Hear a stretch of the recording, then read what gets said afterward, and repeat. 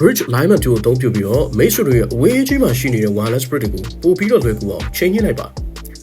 မိတ်ဆွေတို့အနေနဲ့ wireless bridge တွေကိုချိန်ညှိတဲ့အခါမျိုးတွေမှာအခြားတစ်ယောက်ကို signal strength feedback နဲ့ပတ်သက်ပြီးတော့ဖုန်းခေါ်နေရတာမျိုးရှိလားအခုဆိုရင် bridge alignment 2နဲ့ကိုယ်တိုင်အလွယ်တကူချိန်ညှိနိုင်ပါပြီ Ruijie app ကိုဖွင့်လိုက်ပြီးတော့ bridge alignment toolkit ကိုဝင်ရောက်လိုက်ပါအပြီးတော့ Ruijie BB နဲ့စတဲ့ Devil Wi-Fi Management SSID ကိုချိတ်ဆက်ပေးရမှာဖြစ်ပါတယ်အခုဆိုရင်မိတ်ဆွေတွေနဲ့မိမိရဲ့ real time signal strength တွေကိုမြင်တွေ့နေရပြီဖြစ်ပါတယ်တန်ကလုတ်လေးကိုဖွင့်လိုက်ပါကျွန်တော်တို့အနေနဲ့မတူညီတဲ့ signal strength ခြေနေတွေအတွက်မတူညီတဲ့အတန်မျိုးမျိုးကိုထည့်သွင်းပေးထားပါတယ်ဒါကြောင့်မိတ်ဆွေတို့အနေနဲ့ app ကိုလွယ်ကူအသုံးပြုပြီးတော့မိမိလိုချင်တဲ့ angle အနေအထားမျိုးတွေမှာအကောင်းဆုံး signal strength ကိုရရှိနိုင်တော့မှာဖြစ်ပါတယ်အခုလို့ဆောင်ချက်ကို e-web မှာလည်းအသုံးပြုနိုင်ပါတယ်ကျွန်တော်တို့နာမျိုးမှာပါ Ruijie CSE ဖြစ်ပါတယ်